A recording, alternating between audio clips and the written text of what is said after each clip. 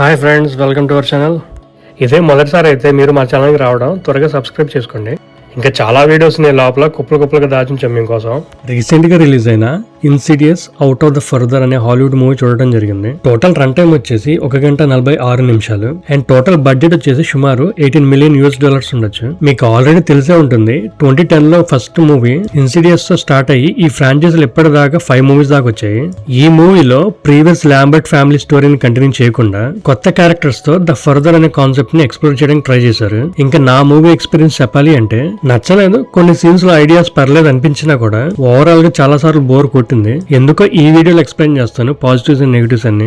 Gemma అనే young mother తన కూతురు మాయాతో తన చిన్నప్పటి నుండి పెరిగిన ఇంట్లోనే నివసిస్తూ ఉంటుంది. జెమ్మా పాస్ట్ కి సంబంధించిన కొన్ని ట్రామాటిక్ మెమరీస్ ఉండటంతో పాటు మెల్లగా సూపర్ న్యాచురల్ ఇన్సిడెంట్స్ జరగడం స్టార్ట్ అవుతాయి. ఈ ప్రాసెస్ లో తనకి ద ఫర్దర్ తో ఒక అన్యూజువల్ కనెక్షన్ ఉందని తెలుస్తుంది. ఆ ఎబిలిటీ వల్ల తను తన కూతురు ఎలాంటి డేంజర్ లో పడతారు, ఈ సూపర్ న్యాచురల్ ఎంటిటీస్ కి జెమ్మాతో ఉన్న కనెక్షన్ ఏంటి అనేది మూవీలో చూస్తారు. పాజిటివ్ చెప్పాలి అంటే cinematography work by David Garbett decent గా అనిపించింది. Low key lighting, negative space, dark interiors and fog heavy further portions తో హారర్ అట్మాస్ఫియర్ ని విజువల్ గా బాగానే క్రియేట్ చేశారు. ఫ్రేమ్ బ్యాక్గ్రౌండ్ లో ఏదైనా ఎంటిటీ ఉంటుందేమో అని ఆడియన్స్ స్కాన్ చేసేలాగా కొన్ని కంపోజిషన్స్ ఉన్నాయి. కానీ విజువల్స్ అట్మాస్ఫియర్ క్రియేట్ చేసిన ప్రతిసారి స్క్రీన్ ప్లే అది ఎఫెక్టివ్ స్కేర్ గా కన్వర్ట్ చేయలేకపోయిందని నాకు అనిపించింది. Music and background score Joseph Bishara compose చేశారు. ప్రీవియస్ ఇన్సిడియస్ మూవీస్ కి ఈయనే వర్క్ చేశారు కాబట్టి ఫెమిలియర్ ఫ్రాంచైజ్ సౌండ్ ఐడెంటిటీ ఉంటుంది. స్కోర్ ఓకేష్ eerie textures, sudden sound spikes తో టెన్షన్ క్రియేట్ చేయడానికి ట్రై చేశారు.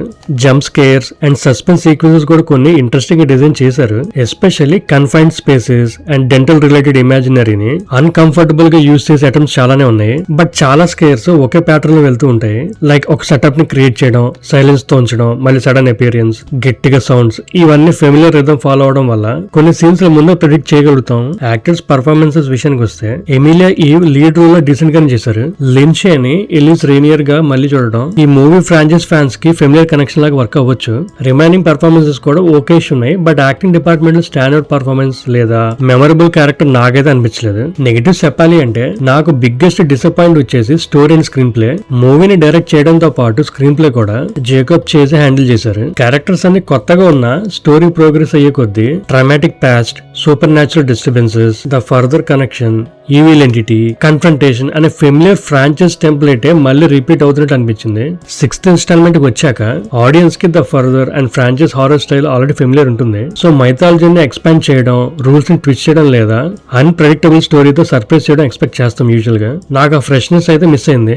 మెయిన్ గా స్కేర్స్ ప్రెడిక్టబుల్ అయిపోవడం బిగ్గెస్ట్ ఇష్యూ. హారర్ మూవీలో మాన్స్టర్ సడన్ గా కనిపించడం ఒకటే కాదు, ఆడియన్స్ కి నెక్స్ట్ ఏం జరగబోతుందో తెలియకుండా డ్రెడ్ అండ్ టెన్షన్ సస్టైన్ చేయాలి. ఇక్కడ టెక్నికల్ గా జంప్ స్కేర్స్ ఉంటాయి కానీ సైకలాజికల్లీ సర్ప్రైజ్ అవ్వం మనం. చాలా క్యారెక్టర్స్ కూడా అండర్ రిటన్ అని అనిపించాయి. అవి లిమిటెడ్ గా ఉన్నప్పుడు ఎమోషనల్ కనెక్షన్ స్ట్రాంగ్ గా డెవలప్ చేయొచ్చు. కానీ జెమ్మా తప్ప రిమైనింగ్ రిలేషన్షిప్స్ కి సఫిషియెంట్ డెప్త్ ఇవ్వలేదు. దాని వల్ల క్యారెక్టర్స్ అన్ని డేంజర్ లో ఉన్నప్పుడు ఎమోషనల్ స్టేక్స్ కూడా స్ట్రాంగ్ గా ఫీల్ అవ్వవు. విలన్ సైడ్ కూడా సిమిలర్ ప్రాబ్లమే ఉంది. సూపర్ న్యాచురల్ రూల్స్ అండ్ అంటాగనిస్ట్ గురించి ఇన్ఫర్మేషన్ ఇంట్రెస్టింగ్ మిస్టరీ లాగా డిస్కవర్ చేయించడం కన్నా కొన్ని ప్లేసెస్ లో స్క్రీన్ ప్లే డైరెక్ట్ గా ఎక్స్ప్లెయిన్ చేస్తున్నట్టు అనిపిస్తుంది. మెయిన్ గా ట్విస్ట్ అండ్ టర్న్స్ పెద్దగా ఏముండవు. హారర్ లేదా మిస్టరీ మూవీలో ఇది ఎక్స్పెక్ట్ చేయలేదు అనే సర్ప్రైజ్ కావాలి మనకి. నాకు అలాంటి మూమెంట్స్ ఆల్మోస్ట్ రాలేదు. సింపుల్ గా చెప్పాలి అంటే ఫ్రాంచైజ్ ఫ్యాటిగ్ అనిపించింది నాకు. ద ఫర్దర్ అనే కాన్సెప్ట్ ఇప్పటికీ ఇంట్రెస్టింగ్, కానీ సేమ్ హారర్ గ్రామర్ ని రిపీట్ చేయకుండా కొత్తగా రీఇన్వెంట్ చేయాల్సిన స్టేజ్ లో ఫ్రాంచైజ్ వచ్చేసింది. ఎడిటింగ్ బై గ్రెగరీ ప్లాట్ కి అంత ఇంట్రెస్టింగ్ అనిపించలేదు. పేసింగ్ ఇష్యూస్ చాలానే ఉన్నాయి. కొన్ని సీక్వెన్సెస్ కి అయితే బిల్డప్ ఎక్కువ, పే ఆఫ్ తక్కువ అన్నట్లు ఉంటాయి అనమాట. ఎస్పెషల్ మిడిల్ పోర్షన్స్ లో మొమెంటం డ్రాప్ అవ్వడం వల్ల 2 గంటలు కూడా లేని రన్ టైం మూవీ 3 గంటలు చూస్తున్నాం అనే ఫీలింగ్ వస్తుంది. Adult scenes or bad language ఏమైనా ఉన్నాయంటే మేజర్ సెక్షువల్ కంటెంట్ అయితే ఏం లేదు. కాకపోతే horror violence, disturbing imagery and some language ఉంటాయి. పోస్ట్ క్రెడిట్ సీన్స్ ఏమైనా ఉన్నాయంటే ఎస్, ఒక మిడ్ క్రెడిట్ సీన్ ఉంది. ఇదంతా కాదు బ్రో, అసలు మూవీ చూడొచ్చా లేదా అంటే మీరు గనుక ఇన్సిడియస్ ఫ్రాంచైజ్ కి హార్డ్ కోర్ ఫ్యాన్ అయి ఉండి ద ఫర్దర్ అనే ప్రపంచం and familiar jump scare horror ని ఎంజాయ్ చేస్తామంటే ఒకసారి ట్రై చేయొచ్చేమో.